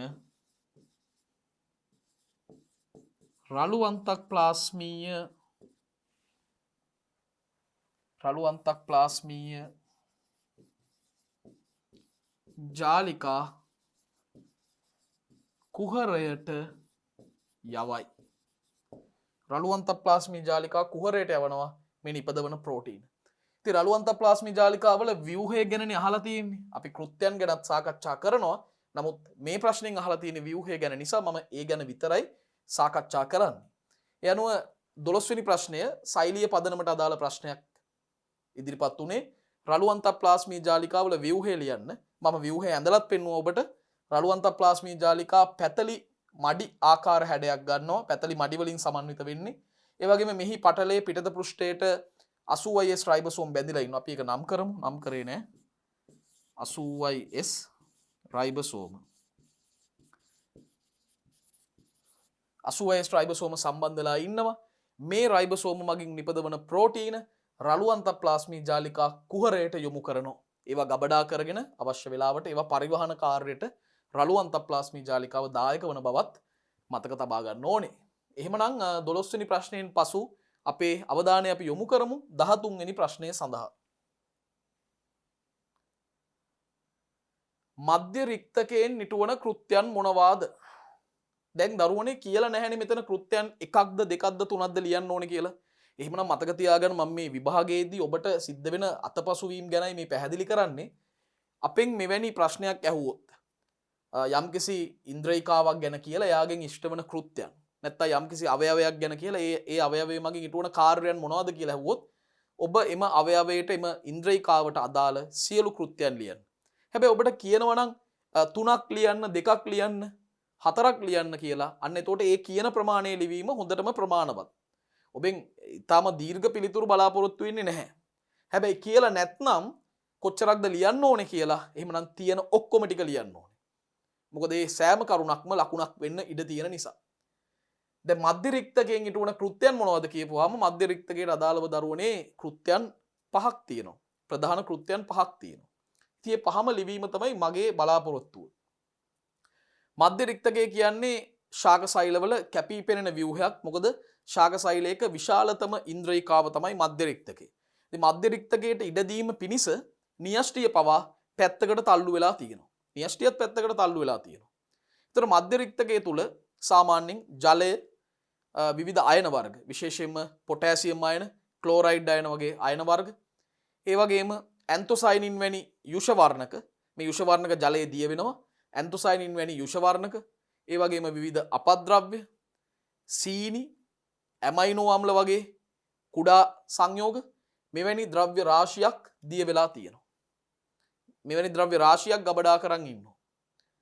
ඒ වගේම සෛලීය ක්‍රියාකාරීත්වයට අත්‍යවශ්‍ය යම් යම් ද්‍රව්‍ය සංඝටක ගබඩා කරගෙන ඉන්නේ මේ මධ්‍ය රික්තකය.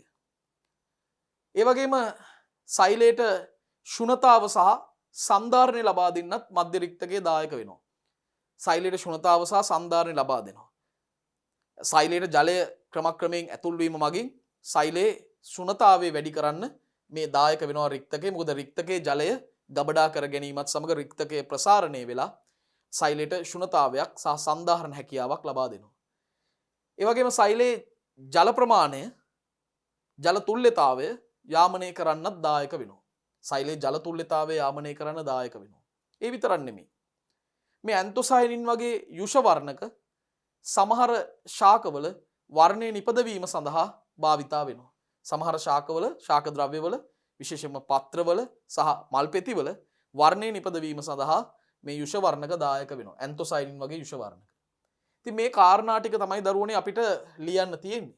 අපි එහෙමනම් මේ කාරණා ටික දැන් ලියමු. හරි. එහෙනම් පළවෙනි කෘත්‍ය ජලය අයන සීනි වර්ණක වැනි වෙනත් ද්‍රව්‍ය ගබඩා කරයි. ඒ වගේම ලියන්න පුළුවන් සෛලීය ක්‍රියාකාරීත්වයට අවශ්‍ය ද්‍රව්‍ය ගබඩා කරයි. එකත් ලියන්න පුළුවන්. සෛලීය ක්‍රියාකාරීත්වයට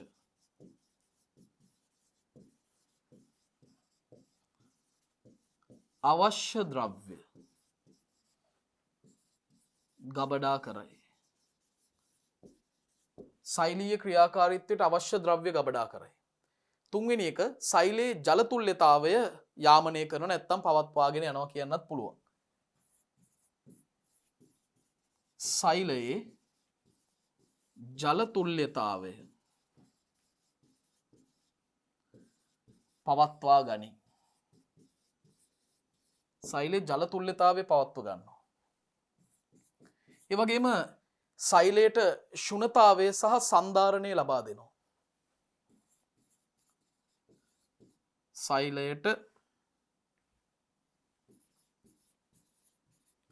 ශුණතාව සහ සන්ධාරණය ලබා දෙයි.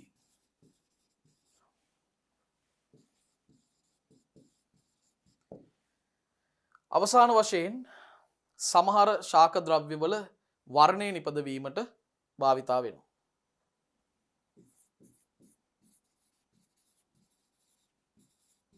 සමහර ශාක තුල වර්ණය නිපදවීමට දායක වේ.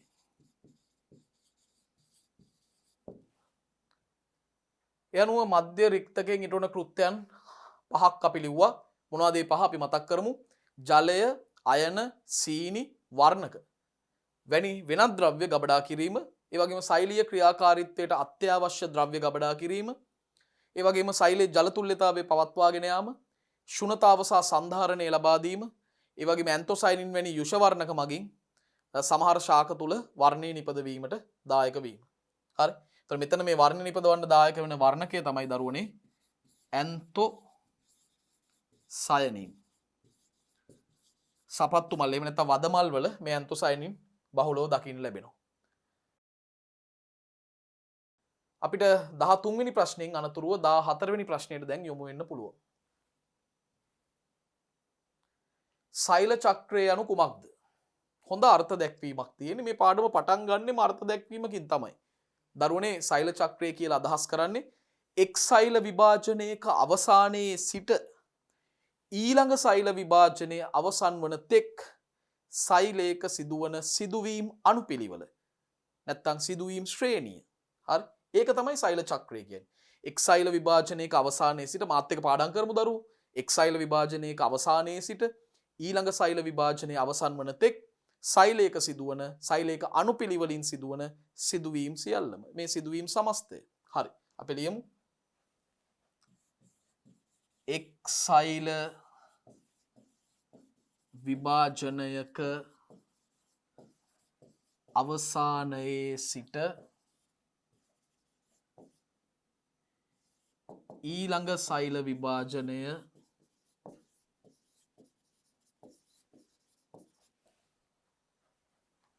අවසන් වන තෙක් එක් සෛල විභාජනයක අවසානයේ සිට ඊළඟ සෛල විභාජනය අවසන් වන තෙක් සෛලයක සිදුවන සිදුවීම් අනුපිළිවෙල. සිදුවීම් අනුපිළිවෙල සරලවම සෛල චක්‍රය කියලා හඳුන්වන්න පුළුවන්. සෛල චක්‍රය නිසා අවසාන ප්‍රතිඵලයේ වශයෙන් මාතෘ සෛලයක් දුහිතෘ සෛල දෙකක් බවට පත් වෙනවා. අපි ඒ ගැනත් ඉදිරියේදී ප්‍රශ්නවලදී සාකච්ඡා කරමු. එවනම් සෛල චක්‍රය යනු කුමක්ද? මාත් එක කියමු. එක් සෛල විභාජනයක අවසානයේ සිට ඊළඟ සෛල විභාජනයේ අවසන් වන තෙක් සෛලයක සිදුවන සිදුවීම් අනුපිළිවෙල. සෛලයක සිදුවන සිදුවීම් අනුපිළිවෙල තමයි සෛල චක්‍රය කියලා අපි අදහස් කරන්නේ. දරුවනේ 15 වෙනි ප්‍රශ්නයත් සෛල විභාජනයේටම අදාළ ප්‍රශ්නයකටයි මම ඔබව සම්බන්ධ කරන්නේ. ජීවන් කලාවේ සිදුවන සිදුවීම් මොනවද? දැන් මේ එකපාරටම ජීවන් කලාව කියන්නේ කවුද? මේ ගැන අපි පොඩ්ඩක් මතක් කරගෙනමු. දැන් ශූන්‍යෂ්ටික සෛල චක්‍රයක මේ බලන්න. ශූන්‍යෂ්ටික සෛල චක්‍රයක් අනූනන විභාජන ක්‍රියාවලියට ලක් වෙනකොට අපිට කොටස් දෙකකට බෙදන්න පුළුවන්. පළවෙනි කොටස තමයි අන්තර් කලාව. මේ අන්තර් කලාව සෛල චක්‍රයෙන් 90%ක් විතරම වෙනවා. වැඩිම කාල ප්‍රමාණයක් ගත වෙන්නේ අන්තර් කලාවට. සෛල චක්‍රයෙන් 90%ක් වෙනවා අන්තර් කලාව. අනිත් එක තමයි අනූනන කලාව. අනූනන කලාව සෛල චක්‍රයෙන් 10%ක් පමණ වෙනවා. දැන් මේ අන්තර් කලාව බෙදන්න පුළුවන් දරුවෝ නැවත කොටස් තුනකට. අන්තර් කලාව බෙදන්න පුළුවන් නැවත කොටස් තුනකට. මොනවද? එකක් G1 කලාව, S කලාව, G2 කලාව කියලා කලාවන් තුනකට බෙදන්න පුළුවන්. G1 කලාවට සිංහලෙන් කියනවා පළමු පරතර කලාව. gap 1 කියලා ඉංග්‍රීසියෙන් කියනවා. S කලාව හඳුන්වනවා සංශ්ලේෂණ කලාව නැත්නම් සින්තෙටිස් කියලා හඳුන්වනවා. G2 කලාව නැත්නම් දෙවන පරතර කලාව නැත්නම් gap 2 කියලා හඳුන්වනවා. දැන් අනූනන කලාව නැවත බෙදෙනවා කොටස් දෙකකට. ඒ තමයි අනූනන විභාජන කලාව සහ සෛලප්ලාස්ම විභාජන කලාව. ඒ ගැන අපි ඉදිරියේදී ප්‍රශ්න වලින් සාකච්ඡා කරමු. දැන් අන්තර් කලාව කොටස් තුනකින් සමන්විතයි G1 S G2. අපෙන් දැන් ප්‍රශ්නෙට අහන්නේ G1 කලාවේ සිද්ධ වෙන සිදුවීම් මොනවද කියලා. G1 කලාවේ සිද්ධ වෙන සිදුවීම් මොනවද කියලා. දරුවනේ G1 කලාවේදී ප්‍රෝටීන සංශ්ලේෂණය සිද්ධ වෙනවා. ඒ වගේම සෛලයේ වර්ධනයට මඟ පාදන ඉන්ද්‍රියිකා සංශ්ලේෂණය වීමක් සිද්ධ වෙනවා. ප්‍රෝටීන සංශ්ලේෂණය වේ. දෙවැනි එක සෛලයේ වර්ධනයට මඟ පාදන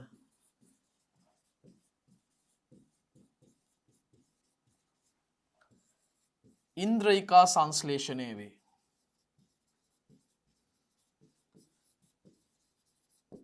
සෛලයේ වර්ධනයට මඟ පාදන ඉන්ද්‍රියිකා සංශ්ලේෂණය වෙනවා. ඒ විතරක් නෙමෙයි. දැන් G1 කලාවෙන් පසු ඊළඟට ආරම්භ වෙන්නේ S කලාවනේ. S කලාවට අත්‍යවශ්‍ය වන ප්‍රෝටීන G1 කලාවේදීම නිෂ්පාදනය වීම ආරම්භ වෙනවා. S කලාවට අවශ්‍ය ප්‍රෝටීන G1 කලාවේදීම නිෂ්පාදනය වෙනවා. S කලාවට අවශ්‍ය ප්‍රෝටීන විශේෂයෙන්ම හිස්ටෝන් කියලා ප්‍රෝටීනයක් අවශ්‍ය වෙනවා. ඒවා හැදෙන්නේ G1 කලාවේදී. S කලාවට අවශ්‍ය ප්‍රෝටීන සංශ්ලේෂණය වේ.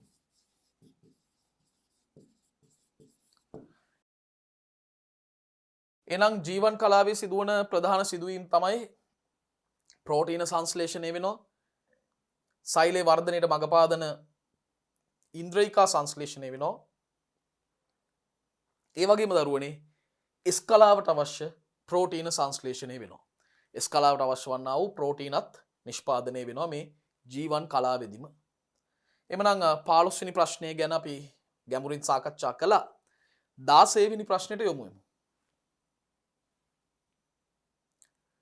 ඔන්න බලන්න හොඳ ප්‍රශ්නයක්. ප්‍රභා පොස්පොරයිලීකරණය යනු කුමක්ද? දැන් ප්‍රභා කියන පදේ ඉවත් කරලා පොස්පොරයිලීකරණය අපි පොඩ්ඩක් මතක් කරමු. මොකද්ද පොස්පොරයිලීකරණය කියන්නේ? පොස්පොරයිලීකරණය දරුවනේ ADP ඒ වගේම අකාබනික පොස්පේට් සහ ශක්තිය භාවිතා කරලා සජීවී සෛල තුල කෙටි කාලයක් තුල ATP නිපදවනවට තමයි පොස්පොරයිලීකරණය කියලා කියන්නේ. ඒක ඉස්සෙල්ලා තේරුම් ගන්න ඕනේ. ADP අකාබනික පොස්පේට් සහ ශක්තිය භාවිතා කර සජීවී සෛල තුල කෙටි කාලයක් තුලදී ATP නිපදවීමට කියන්නේ පොස්පොරයිලීකරණය.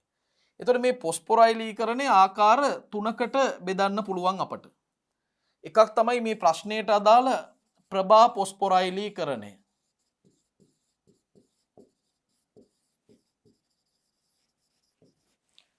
ඊළඟට උපස්තර පොස්පොරයිලීකරණය.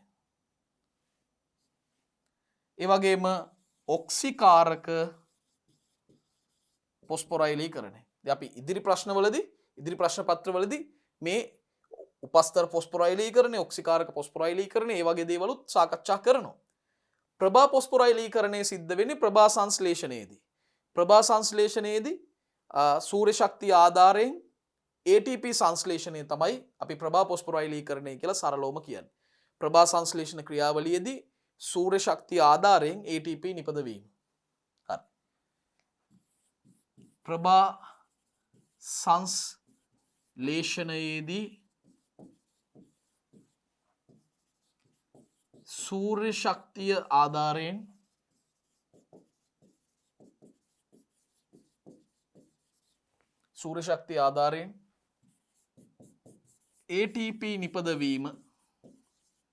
ATP නිපදවීම තමයි ප්‍රභා පොස්පොරයිලීකරණය කියන්නේ. ප්‍රභා සංශ්ලේෂණයේදී සූර්ය ශක්තිය ආධාරයෙන් ATP නිපදවීම තමයි දරුවනේ ප්‍රභා පොස්පොරයිලීකරණය කියලා අදහස් කරන්නේ. අපි ඉදිරි ප්‍රශ්න පත්‍රවලදී අනෙකුත් පොස්පොරයිලීකරණ ක්‍රියාවලි ගැනත් ගැඹුරින්ම සාකච්ඡා කරමු. ඒ වගේම ප්‍රභා පොස්පොරයිලීකරණය සිද්ධ වෙන්නේ කොතනද? මේක සිද්ධ වෙන්නේ ආලෝක ප්‍රතික්‍රියාවේ හරිතලව ග්‍රැනාවල තෛලකොයිඩ පටල මත තමයි මේ ක්‍රියාවලිය සිද්ධ වෙන්නේ. ග්‍රැනාවල තෛලකොයිඩ පටල මත තමයි මේ ක්‍රියාව සිද්ධ වෙන්නේ. 17 උපස්තරයක් යනු කුමක්ද? උපස්තරයක් කියන්නේ මොකක්ද? දරුවනේ මේ උපස්තරය කියන පදය අපිට මුණ ගැහෙන්නේ එන්සයිම සමග. එන්සයිමයක් ප්‍රතික්‍රියාවට ලක් වෙන එන්සයිම ප්‍රතික්‍රියාවක එන්සයිමේ සමග ප්‍රතික්‍රියාවට සම්බන්ධ වෙන ප්‍රතික්‍රියකය තමයි උපස්තරය කියලා කියන්නේ. එන්සයිමේ සක්‍රීය ස්ථානවලට සම්බන්ධ වන ප්‍රතික්‍රියක තමයි උපස්තර කියලා සරලවම කියන්නේ.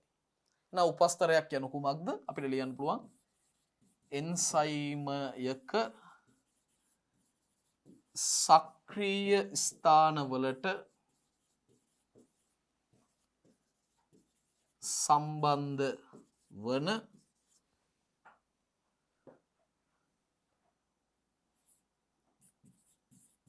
සංයෝගය. එන්සයිමයක සක්‍රීය ස්ථානවලට සම්බන්ධ වන සංයෝගය නැත්තම් ප්‍රතික්‍රියකය කියන්නත් පුළුවන්.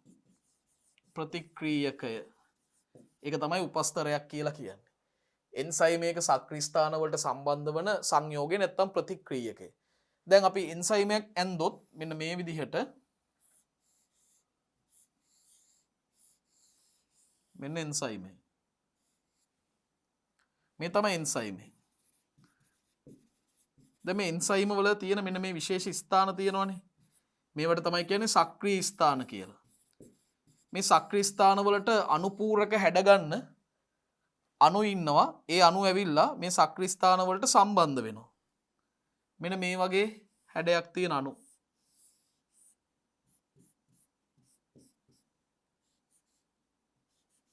මෙන්න මේවට තමයි කියන්නේ උපස්තර අණු කියලා.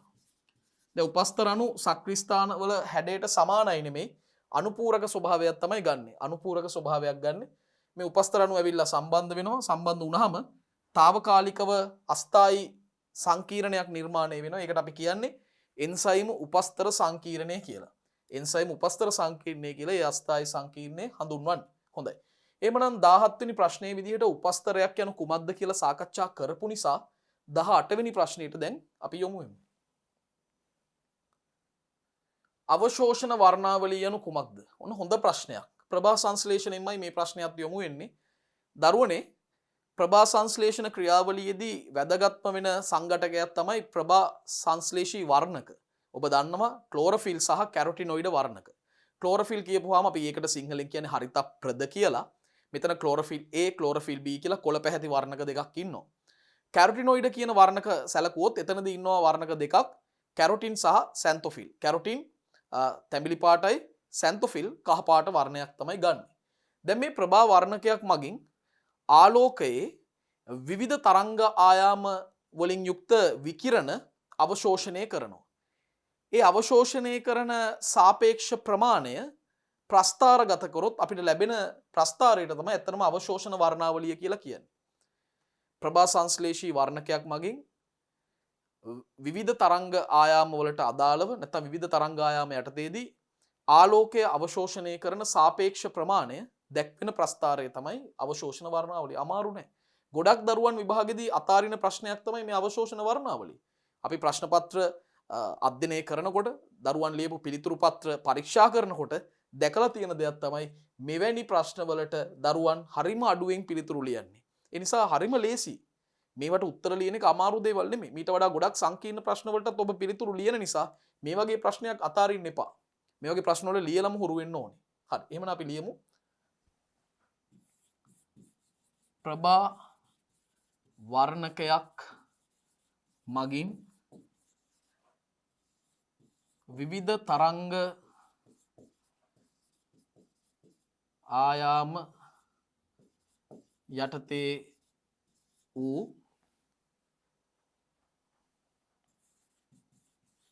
ආලෝක කිරණ අවශෝෂණය කිරීමේ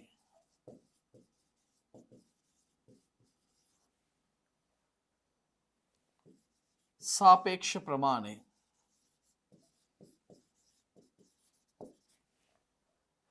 දැක්වෙන ප්‍රස්ථාරය.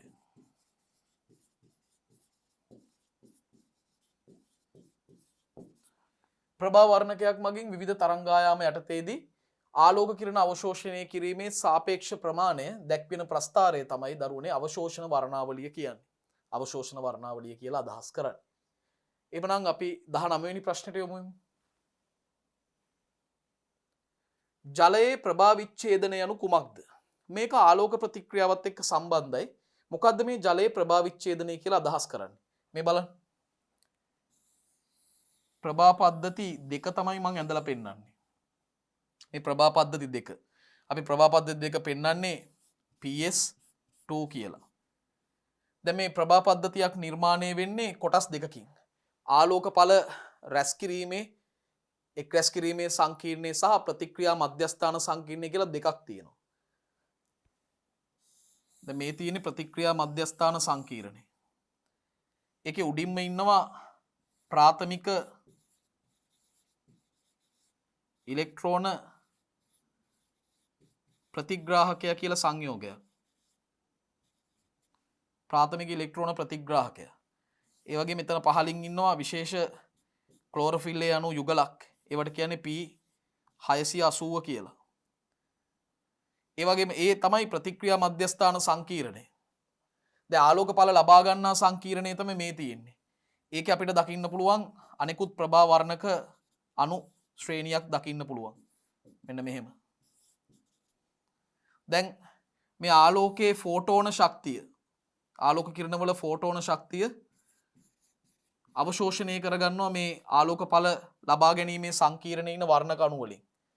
අරගෙන වර්ණක අණු ශ්‍රේණියක් ඔස්සේ මේ ශක්තිය එවලා අවසානයේදී ප්‍රතික්‍රියා මධ්‍යස්ථාන සංකීර්ණයේ ඉන්න අර විශේෂ ක්ලෝරොෆිල් A අණු යුගලයට මේ ශක්තිය ලබා දෙනවා. ලැබෙන අධික ශක්තියත් සමග මේ ක්ලෝරොෆිල් A අණු අධිකව උත්තේජනය වෙලා උද්දීපන තත්වයට පත් වෙලා අධිශක්ති ඉලෙක්ට්‍රෝන මුදා හරිනවා. මෙන්න මේ අධිශක්ති ඉලෙක්ට්‍රෝන මුදා හරින අවස්ථාව.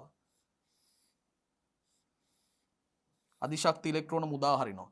ඒ මුදා හැරීමත් සමග මේ P680 තවදුරටත් ඉලෙක්ට්‍රෝන ඉවත් වීම නිසා ධන ආරෝපිත තත්වයකට නැත්නම් ඉලෙක්ට්‍රෝන ඌනතාවයකට පත් වෙනවා. ඉතින් වහාම මේක නැවත සාමාන්‍ය තත්ත්වයට පත් කරන්න ඕනේ. ඒ සඳහා කැප වෙන්නේ කවුද? ඔන්න අපේ ප්‍රශ්නෙට අදාළව පුද්ගලයා. කවුද මේ කැප වෙන කෙනා? ඒ තමයි ජලය H2O. ජල අණු සූර්ය ශක්තිය ආධාරයෙන් බිඳ වැටෙනවා. බිඳ වැටිලා ඉලෙක්ට්‍රෝන සපයනවා මේ ඉලෙක්ට්‍රෝන ඌනතාවයේ මග අරින්න ඉලෙක්ට්‍රෝන සපයනවා. ඒ විතරක් නෙමෙයි ජල අණු බිඳ වැටෙද්දි මීට අමතරව අණුක ඔක්සිජන් සහ H ධන අයන නිෂ්පාදනය කරනවා. මෙන්න මේ සිදුවීම තමයි දරුවනේ අපි හඳුන්වන්නේ ප්‍රභා ජල විච්ඡේදනය නැත්තම් ජලයේ ප්‍රභා විච්ඡේදනය මේක PS2 පද්ධතිය ආශ්‍රිතව තමයි සිද්ධ වෙන්නේ. සහ මේ ජලයේ ප්‍රභා විච්ඡේදනය සඳහා එන්සයිම දායක වෙනවා. එන්සයිම වල උපකාරීත්වයෙන් තමයි මේ ප්‍රතික්‍රියාව සම්පූර්ණ වෙන්නේ. ඒකත් මතක තියාගන්න ඕනේ. එතකොට ජලයේ ප්‍රභා විච්ඡේදනය කියන්නේ මොකද්ද? PS2 පද්ධතිවලදී ජලාණු බිඳ වැටෙනවා එන්සයිම ආධාරයෙන් ජලාණු බිඳ වැටිලා ඉලෙක්ට්‍රෝන H+ සහ අණුක ඔක්සිජන් ලබා දෙනවා. අපිට ලියන්න පුළුවන් ග්‍රැනාවල තෛලකොයිඩ පටල මත PS2 පද්ධති වලදී එන්සයිම ආධාරයෙන්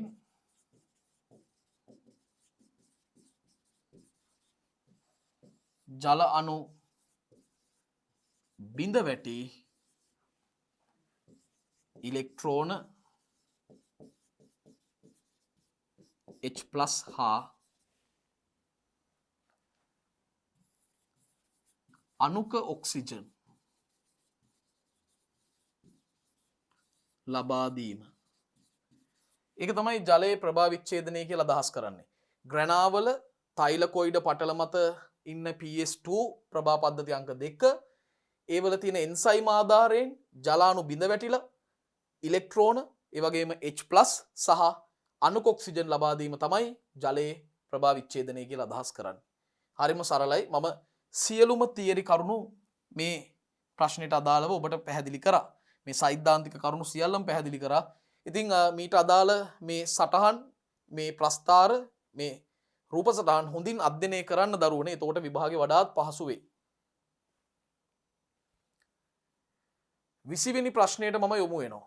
20 වෙනි ප්‍රශ්නය. සෛලීය ශ්වසනය යනු කුමක්ද? දරුවනේ සෛලීය ශ්වසනය කියලා අදහස් කරන්නේ මොකක්ද? සෛලීය ශ්වසනය කියලා අදහස් කරන්නේ කෙනෙක්ට කියන්න පුළුවන් ශක්තිය නිපදවන ATP නිපදවන ක්‍රියාවලිය. ඒක උසස් පෙළ මට්ටමේදී ප්‍රමාණවත් පිළිතුරක් විදිහට උත්තරපත්‍ර පරීක්ෂකයන් වන අපි බලාපොරොත්තු වෙන්නේ නැහැ ඔබේ. ඒ නිසා ඊට වඩා ගැඹුරු පිළිතුරක් ඔබෙන් අපි බලාපොරොත්තු වෙනවා.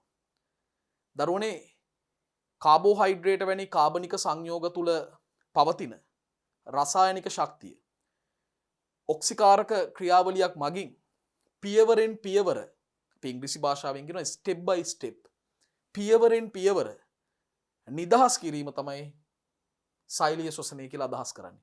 මෙන්න මේ පිළිතුර ලියන ඕනම දරුවෙක්ට අපි තාම සතුටින් අපේ උපරිම ලකුණු ප්‍රමාණය අපි ලබා දෙනවා. එහෙමනම් හොඳින් තේරුම් ගන්න සෛලීය ශ්වසනය කියන්නේ මොකක්ද? කාබෝහයිඩ්‍රේට වැනි කාබනික සංයෝග තුල පවතිනා වූ රසායනික ශක්තිය ඔක්සිකාරක ක්‍රියාවලියක් මගින් ඔක්සිකරණ ක්‍රියාවලියක් මගින් පියවරෙන් පියවර නිදහස් කිරීම. ඒක තමයි සෛලීය ශ්වසනය කියලා අදහස් කරන්නේ. හරි. අපි ලියමු. කාබෝහයිඩ්‍රේට වැනි කාබනික සංයෝග තුල අඩංගු රසායනික ශක්තිය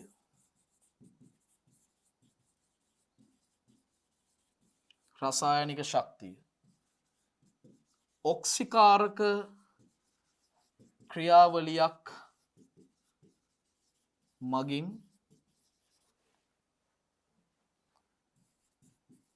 පියවරෙන් පියවර නිදහස් කිරීම. පියවරෙන් පියවර නිදහස් කිරීම තමයි දරුවනේ සෛලීය ශ්වසනය කියලා අදහස් කරන්නේ. කාබෝහයිඩ්‍රේට වැනි කාබනික සංයෝග තුල අඩංගු රසායනික ශක්තිය ඔක්සිකාරක ක්‍රියාවලියක් මගින් පියවරෙන් පියවර නිදහස් කිරීම තමයි සෛලීය ශ්වසනය කියලා අදහස් කරන්නේ. මේක ආකාර දෙකකින් සමන්විතයි කියලා ඔබ දන්නවා. සෛලීය ශ්වසනය ගත්තොත් මේක ආකාර දෙකකින් සමන්විතයි. එකක් තමයි ස්වායු ශ්වසනය, අනිත් එක නිර්වායු ශ්වසනය. ඉතින් මේවට සම්බන්ධ තවත් ප්‍රශ්න ගණනාවක් අපි ඉදිරියේදී සාකච්ඡා කරනවා අපේ ප්‍රශ්න පත්‍රවලදී. එhmenan 20 වෙනි ප්‍රශ්නය අවසන් 21 වන ප්‍රශ්නය මොකද්ද? ඒකට පිළිතුර මොකද්ද කියලා අපි දැන් සාකච්ඡා කරමු. දරුවනේ විද්‍යාත්මක පදනමකින් ජීවීන්ව මුල්වරට වර්ගීකරණය කළේ කවුද? දරුවනේ මේ දේ කළේ ඇරිස්ටෝටල් කියන මහා දාර්ශනිකයා. එතුමා විද්‍යාඥයෙක් නෙමෙයි. අපි විද්‍යාඥයෙක් කියලා සලකන්නේ ඔවුන්ව සලකන්නේ දාර්ශනිකයෝ කියලා. එතකොට ඇරිස්ටෝටල් කියන දාර්ශනිකයා විසින් තමයි විද්‍යාත්මක පදනමකින් ජීවීන්ව මුල්වරට වර්ගීකරණය කළේ. ඇරිස්ටෝටල්. මේ පිළිතුර විතරක් සපයලා මට ඊළඟ ප්‍රශ්නයට යොමු වෙනවට වඩා මම කැමතියි මේ ඇරිස්ටෝටල්ගේ වර්ගීකරණය ගැන පොඩි අවබෝධයක් ඔබට ලබා දෙන්න. ඉදිරි ප්‍රශ්නවලදීත් අපි මේ පිළිබඳව සාකච්ඡා කරනවා. දරුවනේ ඇරිස්ටෝටල් තමයි මුල්වරට ජීවීන්ව වර්ග කළේ ශාක සහ සතුන් කියලා. ශාක සහ සතුන් කියලා තමයි ජීවීන්ව මුල්වරට වර්ග කළේ. එතනින් නැවතුන්නේ එතුමා විසින් සතුන්ව තවදුරටත් වර්ග කරා ප්‍රධාන නිර්ණායක 3ක් පදනම් කරගෙන. ඒ තමයි සංචරණ විධි, යන එන විදිහ, සංචරණ විධි, ප්‍රජනන විධි, බෝ වෙන විදිහ. ඒ වගේම රතු රුධිරය ඇති නැති බව අනුව, රතු රුධිරය ඇති නැති බව අනුව වර්ග කළා. එවකට තිබ්බ වර්ගීකරණයේදී ලස්සන පද දෙකක් ගැන කියවෙනවා. රතු රුධිරය ඇති නැති බව අනුව එනයිමා ඇනයිමා කියලා සතුන්ව වර්ගීකරණය කළා.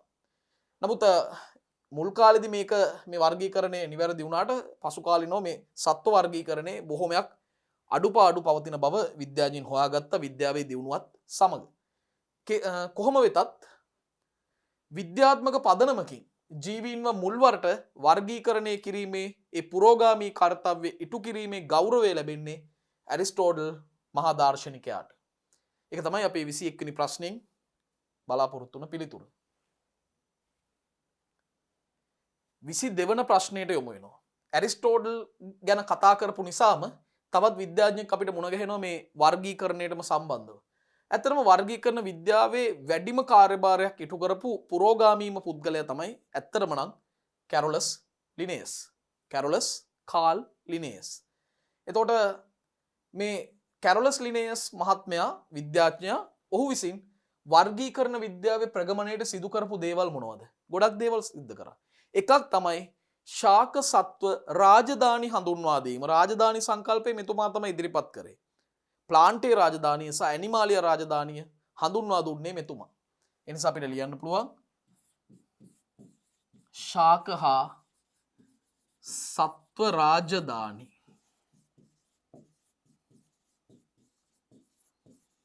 හඳුන්වා දීම. ශාක සහ සත්ව රාජධානි හඳුන්වා දුන්නේ මේ කැරොලස් ලිනේයස් විද්‍යාඥයා විසින්. ඒ වගේම සපුෂ්ප ශාකවල, ඒ කියන්නේ මල් හටගන්නා ශාකවල ඒ පුෂ්පයක පවතින රේණු ගණන, කීල ගණන පදනම් කරගෙන සපුෂ්ප ශාකවලට වර්ගීකරණයක් ඉදිරිපත් කරා. දෙවනි කාර්යය.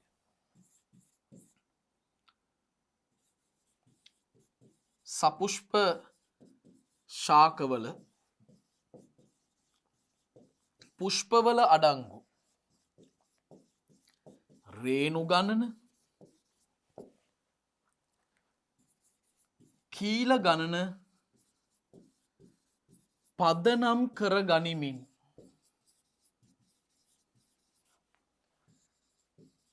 සපුෂ්ප ශාක වර්ග කළේය. ඒ විතරක් නෙමෙයි. ශාක 6000ක් පමණ තක්සෝන දූරාවලියකට ඇතුළත් කරලා වර්ග කළා. ශාක 6000ක් පමණ තක්සෝන දූරාවලියකට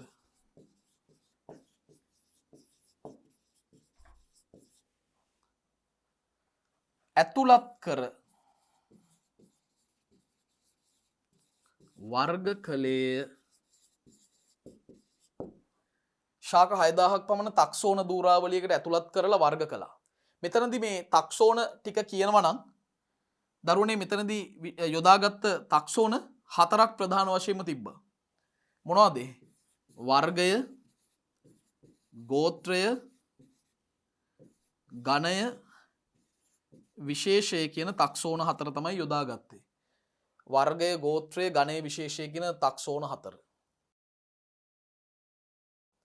තර වර්ගීකරණ විද්‍යාවට අදාළව ප්‍රධාන කාරණා 3ක් අපි කැරොලස් ලිනේයස් විද්‍යාඥයාට අදාළව ලිව්වා. දැන් කෙනෙක් අහන්න පුළුවන් ඇයි ද්විපද නාමකරණ ඉදිරිපත් කිරීම? ඒක ප්‍රධාන වශයෙන්ම වර්ගීකරණයට වඩා නාමකරණයේ පැත්තට අදාළ කාරණාවක් නිසා කෘත්‍යයක් නිසා මම මේ ප්‍රශ්නයට ඒ පිළිතුර යොදාගත්තේ නැහැ.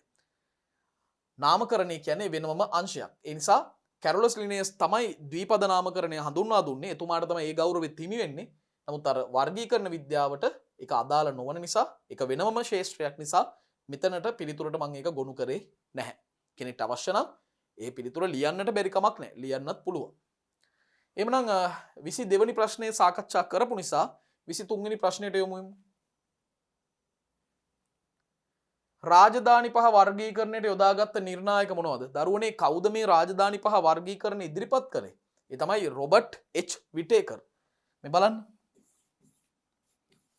රොබර්ට් එච් විටේකර් කියන විද්‍යාඥයා තමයි 1969 දී මේ රාජධානි පහ වර්ගීකරණය ඉදිරිපත් කළේ.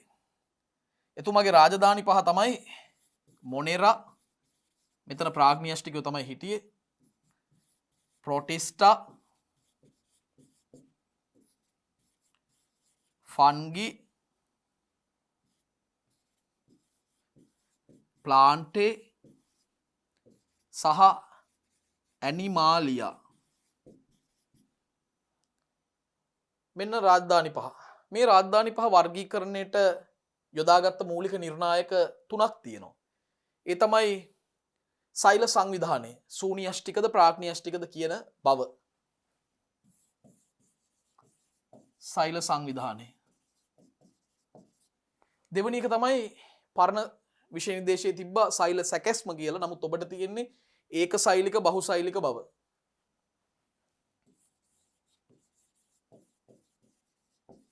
ඒක සෛලික බහුසෛලික බව. සාවසාන වශයෙන් පෝෂණ ආකාරය, පෝෂණ ක්‍රමය. ස්වයං පෝෂීද විෂම පෝෂීද කියන බව. පෝෂණ ක්‍රමය.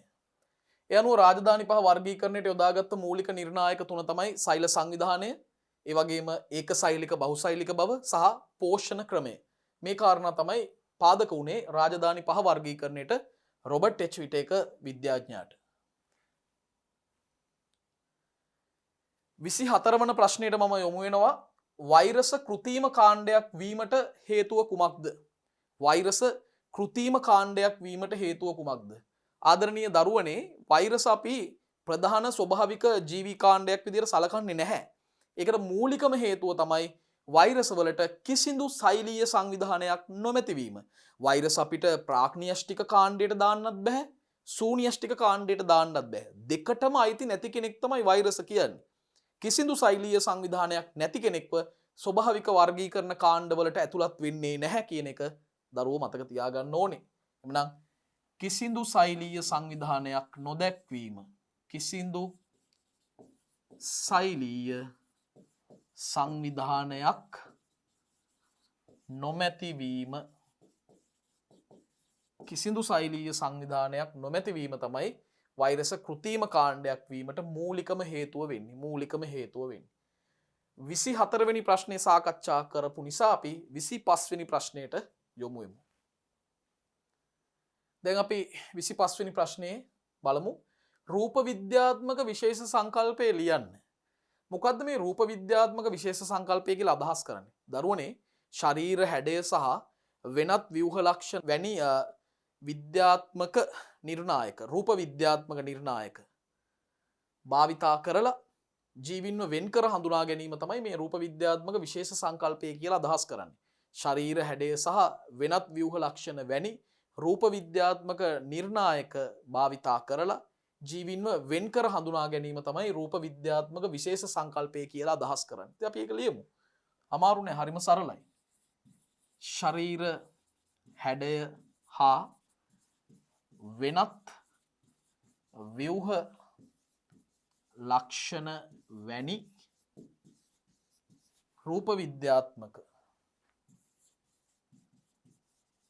රූප විද්‍යාත්මක නිර්ණායක